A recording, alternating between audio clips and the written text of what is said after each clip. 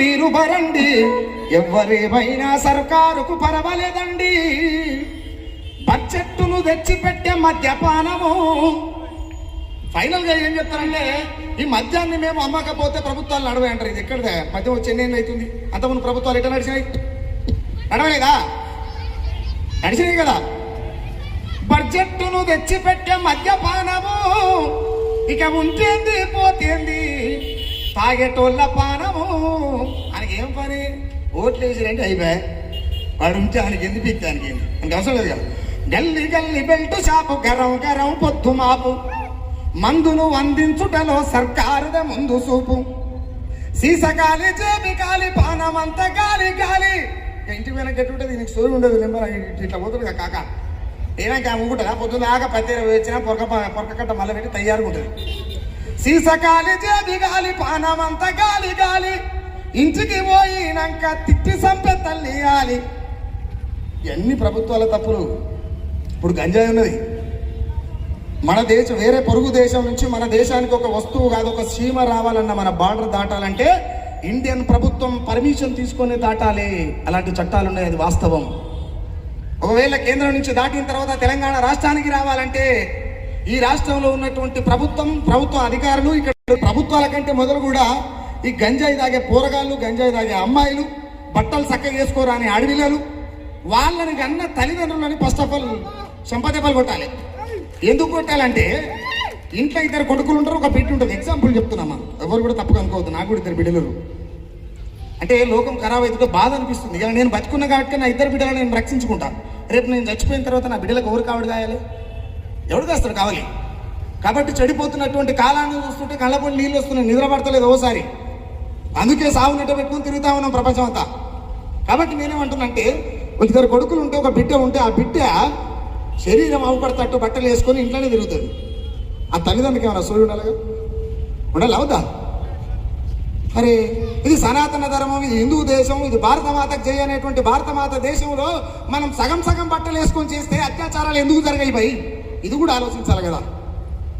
One side ఆలోచించడానికి లేదు, అవునా కాదా? ఇంతసేపు మా ఆడబిడ్డలు ఇక్కడ ఎగురుతున్నారు.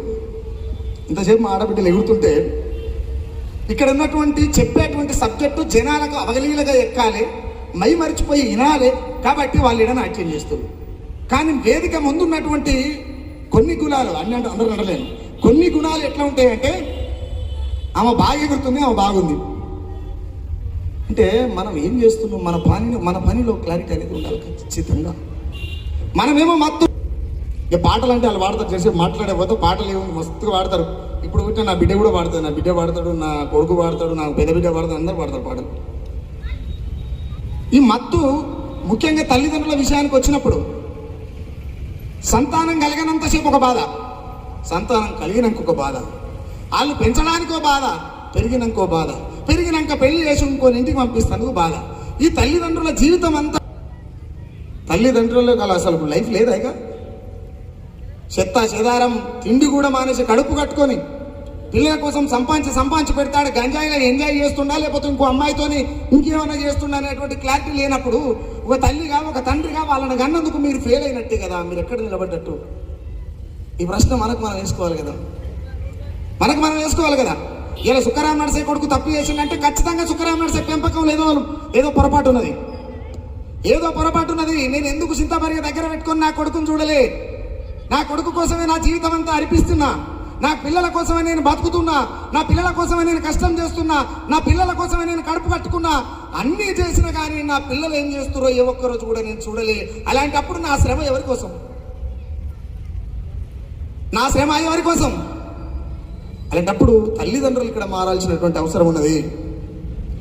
గంజాయి ఎంత ప్రమాదమో, ఉక్క ఎంత ప్రమాదమో, మద్యం ఎంత ప్రమాదమో, ఈ ప్రమాదమైనటువంటి పరికరాలు ఏవైతే ఉన్నాయో ఆ పరికరాలని దేశాలు దాటి దాటి దాటి దాటి దాటి ఈ జగదీరుగుట్ట దాకా వస్తున్నాయంటే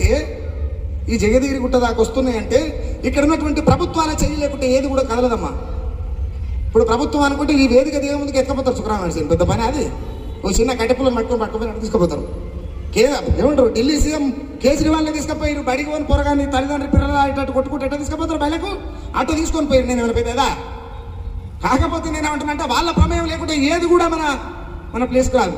ఇప్పుడు నేను నా పర్మిషన్ లేకుంటే నా ఇంటికి ఏదైనా ఇక్కడ రాష్ట్ర సీఎం అంతే, అక్కడ దేశ ప్రధాని అంతే. అలాంటప్పుడు మారాల్సింది ఎవరు? మనమే కదా. ఖచ్చితంగా మనం మారాల్సిందే. మారకపోతే చాలా కష్టం. ఖచ్చితంగా మారాలి.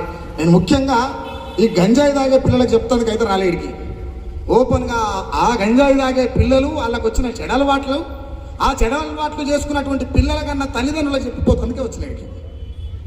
ఎందుకంటే పొద్దున్న లేస్తే మీరుంటారు వాళ్ళ దగ్గర, నేను కాదు. ఇక్కడ చెప్పి వెళ్ళిపోతాడు సుఖరామన్ సార్. ఇక్కడ చెప్పి మళ్ళీ ఊర్లో ఇంకేదో చెప్తే ఇంకోటి ఏడుకోపోయి మళ్ళీ మాట్లాడాలి సుఖరామన్ సార్. కానీ పొద్దున్న లేస్తే మీరు నిందే తినాలి, మీ పిల్లలు మీరు నిందే తినాలి. కాబట్టి తింటప్పుడు చెప్పుర్రి, సాయంత్రం వాడు తాగి వస్తాడు పంతప్పుడు చెప్పుర్రి, లేచినాక పాసిమోకానే చెప్పుర్రి, వినకపోతే దర్వాజా దగ్గర పెట్టి ఈపి సప్పరించి మరి చెప్పుర్రి. లేకపోతే వాడు ఇంకోని జీవితంలో శత్రువు అవుతాడు, వాని జీవితం జైలుపాలవుతుంది. మీ కళ్ళ ముంగల్నే మీ బిడ్డను చెరుస్తున్నటువంటి సందర్భాన్ని మీరు వార్తలలో చూసినప్పుడు మీ గుండె ఎట్టవలుతుంది, అది ఎవడు చెప్పలేడు. అవునా కదా? ఇలా జరుగుతున్నటువంటి అంశాలు అన్నీ చూస్తే చాలా బాధ అనిపిస్తుంది. నేను మహబూబ్ నగర్ పోయినా. మహబూబ్ నగర్లో పోతే ఒక చిన్న పల్లెటూరులో కాలు మొక్కుతున్నాను. ఆ సదుపాయాలనేటువంటి నేపథ్యంలో ఆమె ఉప్పరి పనికి ఒక మేస్త్రి కిందకి పనికి పోతుంది. అది కూడా అడ్డ మీద కూలికి పోతుంది. దొరికినాడు దొరుకుతుంది, దొరకనాడు దొరకదు. ఇట్లయితే నా పిల్లలు బతకడం కష్టం అని చెప్పి మనసు చంపుకొని ఆమె ఒక వేశ్యగా మారిపోయింది. ఒక వ్యభిచార గృహలకు వెళ్ళిపోయింది పిల్లలు చదువుకోవడం కోసం. ఆమెకు మదం ఎక్కువై, మస్తు ఎక్కువై, కోరిక ఎక్కువై, కొవ్వు ఎక్కువైపోలే. కనుకున్న పిల్లలను వాళ్లకు గొప్ప భవిష్యత్తునివ్వడం కోసం ఆమె శరీరాన్ని పరాయోని పక్కకు తోలి గుండెలు వగిలేటట్టు ఏడుస్తున్నా కూడా ఆమె అరుపులతోని పరాయి మగవానికి సుఖాన్ని ఇచ్చుకుంటూ వాడిచ్చిన పైసలతోని పిల్లలు దాస్తుందంటే మనం ఏ సందర్భంలో బతున్నాం భయ్?